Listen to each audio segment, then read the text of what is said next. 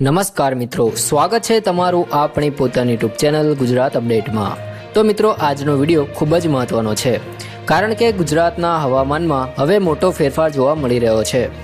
હાલમાં જે પરિસ્થિતિ બની રહી છે તે સામાન્ય નથી અને આગામી કલાકો તથા આવનારા 2 દિવસ ગુજરાત માટે ભારે બની શકે છે। મિત્રો, જો તમે અત્યારે આ વિડીયો જોઈ રહ્યા છો તો ખાસ કરીને ધ્યાનથી આખો વિડીયો જોજો, કારણ કે આજે અમે તમને સંપૂર્ણ અને સચોટ માહિતી આપવાના છીએ, જેથી તમે સમયસર તૈયારી કરી શકો અને પોતાને સુરક્ષિત રાખી શકો। તો મિત્રો, હાલની પરિસ્થિતિ એવી છે કે એક મોટી વેસ્ટર્ન ડિસ્ટર્બન્સ સિસ્ટમ જે પહેલેથી જ પાકિસ્તાન ઉપર પહોંચી ગઈ છે, હવે ઝડપથી ગુજરાત તરફ આગળ વધી રહી છે। આ સિસ્ટમ સામાન્ય વરસાદ લાવનારી નથી, પરંતુ તેની અસર હેઠળ ભારે માવઠું, તોફાની પવન અને વીજળીના કડાકા સાથે વરસાદ થવાની પૂરેપૂરી શક્યતા છે। ખાસ કરીને 24 તારીખથી તેની શરૂઆત થઈ ગઈ છે અને હવે 25 અને 26 તારીખે તેનો મોટો પ્રભાવ જોવા મળશે। મિત્રો, જો આપણે હાલના સેટેલાઇટ અને વેધર મોડેલના ડેટાને ધ્યાનમાં લઈએ તો ગુજરાતના આકાશમાં પહેલેથી જ વાદળોનું ઘનતા વધી રહી છે। મધ્ય ગુજરાત, ઉત્તર ગુજરાત અને સૌરાષ્ટ્રના ભાગોમાં સફેદ અને ઘાટા વાદળો દેખાઈ રહ્યા છે, જે સિસ્ટમની શરૂઆત દર્શાવે છે।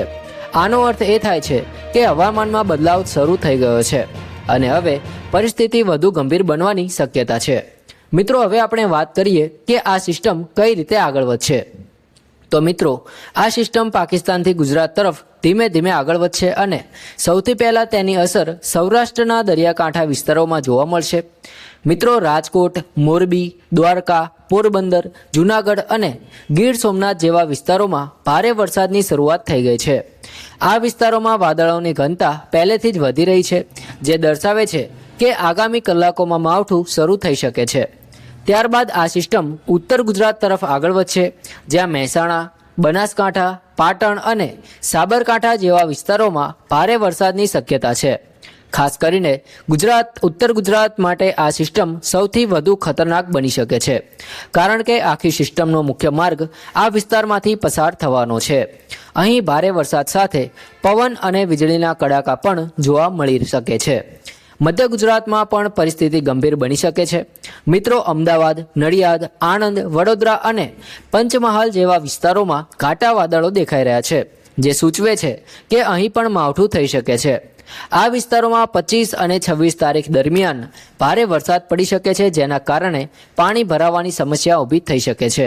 મિત્રો, દક્ષિણ ગુજરાતમાં પણ આ સિસ્ટમનો પ્રભાવ જોવા મળશે। સુરત, નવસારી, વલસાડ, ડાંગ અને સાપુતારા જેવા વિસ્તારોમાં ભારે વરસાદની શક્યતા છે। ખાસ કરીને દરિયાકાંઠાના વિસ્તારોમાં પવનની ગતિ વધુ હોઈ શકે છે, જેના કારણે પરિસ્થિતિ વધુ ગંભીર બની શકે છે। મિત્રો, આપણે હવે વાત કરીએ કે કયા કયા ગામોમાં વધારે અસર થઈ શકે છે।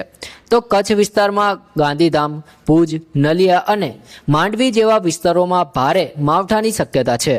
સૌરાષ્ટ્રમાં સુરેન્દ્રનગર, જામનગર, રાજકોટ અને ભાવનગર જેવા વિસ્તારોમાં પણ ભારે વરસાદ પડી શકે છે। મધ્ય ગુજરાતમાં અમદાવાદ, વડોદરા અને ગોધરા જેવા વિસ્તારોમાં પણ માવઠું જોવા મળી શકે છે। મિત્રો, હવે એક મહત્વની વાત કરીએ, જે છે હીટ વેવ વિશે। તો મિત્રો, હાલમાં વરસાદની આગાહી વચ્ચે ગરમી પણ વધવાની શક્યતા છે। છેલ્લા કેટલાક દિવસોમાં વાદળો અને વરસાદને કારણે ગરમીમાં રાહત મળી હતી, પરંતુ હવે ફરીથી તાપમાન વધતું જોવા મળી રહ્યું છે। કેટલાક વિસ્તારોમાં તાપમાન 36 ડિગ્રી સુધી પહોંચી શકે છે, જેના કારણે ગરમીનો પ્રભાવ પણ જોવા મળી શકે છે।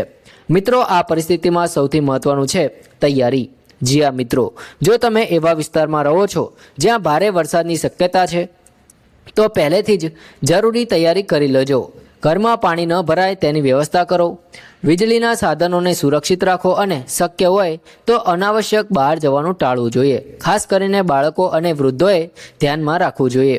ખેડૂતો માટે પણ આ સમય મહત્વનો છે। જો પાક ખેતરમાં હોય તો તેને સુરક્ષિત રાખવાની વ્યવસ્થા કરો।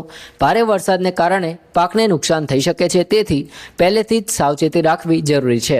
મિત્રો, હવે આપણે આગળ વધીને વાત કરીએ તો થોડું વધુ વિગતે સમજીએ કે આ સિસ્ટમનો અસર પ્રભાવ શું હોઈ શકે છે અને કયા સમયગાળામાં સૌથી વધુ સાવચેતી રાખવાની જરૂર છે। તો મિત્રો, હાલ જે ડેટા સામે આવી રહ્યો છે તે પ્રમાણે 24 તારીખની મોડી રાતથી લઈને 25 તારીખની સવાર સુધીમાં સિસ્ટમ ગુજરાતના દરિયાકાંઠા નજીક એકદમ સક્રિય બની જશે। આ સમય ખૂબ જ મહત્વનો રહેશે, કારણ કે આ સમય દરમિયાન જ વાદળોની ઘનતા સૌથી વધારે વધવાની છે અને ત્યારથી જ ભારે વરસાદની શરૂઆત થઈ શકે છે. મિત્રો, ખાસ કરીને 25 તારીખનો દિવસ સમગ્ર ગુજરાત માટે એલર્ટ જેવો રહેશે. આ દિવસે સવારે જ ઘણા વિસ્તારોમાં ઝાપટા શરૂ થઈ શકે છે અને બપોર પછી વરસાદની તીવ્રતા વધી શકે છે. ઘણી જગ્યાએ વીજળીના કડાકા સાથે ભારે વરસાદ અને પવનની ગતિ 40થી 60 કિલોમીટર પ્રતિ કલાક સુધી પહોંચી શકે છે. એટલે કે સામાન્ય વરસાદ નહીં, પરંતુ તોફાની વાતાવરણ જોવા મળી શકે છે. રસ્તાઓ પર પાણી ભરવાની શક્યતા રહેશે અને નાની નદીઓ તેમજ નાળા પણ ભરાઈ શકે છે. મિત્રો, હવે 26 તારીખની વાત કરીએ તો આ દિવસે સિસ્ટમ વધુ અંદર પ્રવેશી જશે અને સમગ્ર ગુજરાતને કવર કરી શકે છે. ખાસ કરીને ઉત્તર અને મધ્ય ગુજરાતમાં આ દિવસે ભારે વરસાદનો પીક સમય રહેશે. કેટલાક વિસ્તારોમાં સતત 6 થી 8 કલાક સુધી વરસાદ ચાલુ રહી શકે છે, જેના કારણે પાણી ભરાવાની સ્થિતિ ગંભીર બની શકે છે. ગ્રામ્ય વિસ્તારોમાં કાચા રસ્તાઓ અને ખેતરોમાં પાણી ભરાઈ શકે છે, તેથી ગામડાના લોકો માટે ખાસ સાવચેતી જરૂરી છે. મિત્રો, હવે એક મહત્વનો પ્રશ્ન આવે છે કે આ વરસાદ કેટલો પડી શકે છે. તો વેધર મોડેલ અનુસાર કેટલાક વિસ્તારોમાં 1 થી 3 ઇંચ સુધીનો વરસાદ પડી શકે છે, જ્યારે કેટલાક હાઈ ઇન્ટેન્સિટી ઝોનમાં 4 ઇંચ સુધી પણ વરસાદ નોંધાઈ શકે છે. ખાસ કરીને સૌરાષ્ટ્ર અને ઉત્તર ગુજરાતના કેટલાક ભાગોમાં ભારે માવઠું પડી શકે છે. આથી ખેતી માટે જ્યાં આ વરસાદ લાભદાયક હોઈ શકે ત્યાં વધારે પડતો વરસાદ નુકસાનકારક પણ બની શકે છે. મિત્રો, હવે આપણે થોડું સમજીએ કે આ સિસ્ટમ કેમ એટલી તીવ્ર બની રહી છે. તો મિત્રો, આ વેસ્ટર્ન ડિસ્ટર્બન્સ જ્યારે અરબી સમુદ્રમાંથી ભેજ ખેંચે છે અને જમીન પર ગરમ હવાના સંપર્કમાં આવે છે, ત્યારે તે વધુ શક્તિશાળી બની જાય છે. હાલમાં ગુજરાતમાં ઉનાળાની શરૂઆત થઈ ગઈ છે, એટલે જમીન ગરમ છે અને આ ગરમી જ્યારે ભેજ ભર્યા વાદળો સાથે અથડાય છે, ત્યારે ભારે વરસાદ અને તોફાની પવન સર્જાય છે. આ જ કારણ છે કે અત્યારે ઉનાળામાં પણ માવઠું જોવા મળી રહ્યું છે. મિત્રો, હવે વાત કરીએ લોકો માટેના પ્રેક્ટિકલ માર્ગદર્શન વિશે. તો મિત્રો, જો તમે શહેરમાં રહો છો તો ખાસ ધ્યાન રાખો કે પાણી ભરાવાના વિસ્તારોમાં વાહન લઈને ન જશો. ઘણી વખત રોડ પર પાણી ભરાઈ જાય છે અને અંદર ખાડા હોય છે, જે અકસ્માતનું કારણ બની શકે છે. વીજળીના કડાકા દરમિયાન ખુલ્લા મેદાનમાં ઊભા ન રહો અને મોટા વૃક્ષોથી દૂર રહેવું જોઈએ. મિત્રો, જો તમે ગામડામાં રહો છો તો પશુઓને સુરક્ષિત જગ્યાએ રાખો.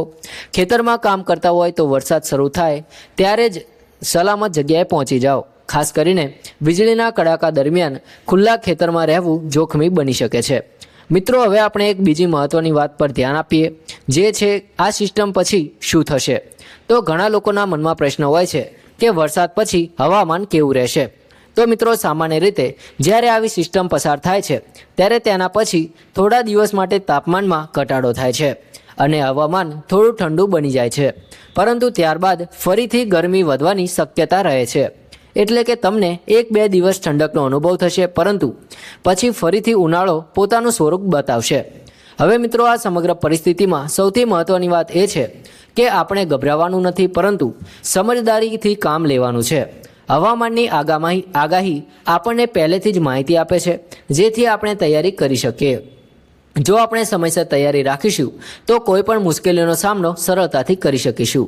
મિત્રો, ઘણીવાર એવું બને છે કે સિસ્ટમ થોડી દિશા બદલે છે અને જેના કારણે કેટલાક વિસ્તારોમાં વરસાદ ઓછો પડે છે અને કેટલાકમાં વધારે.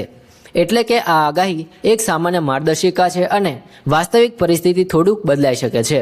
તેથી સતત અપડેટ લેતા રહેવું ખૂબ જ જરૂરી છે.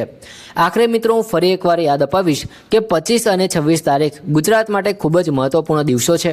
આ દિવસોમાં ખાસ સાવચેતી રાખજો, અનાવશ્યક બહાર ન નીકળતા અને પરિવાર સાથે વધુ સુરક્ષિત રહેજો.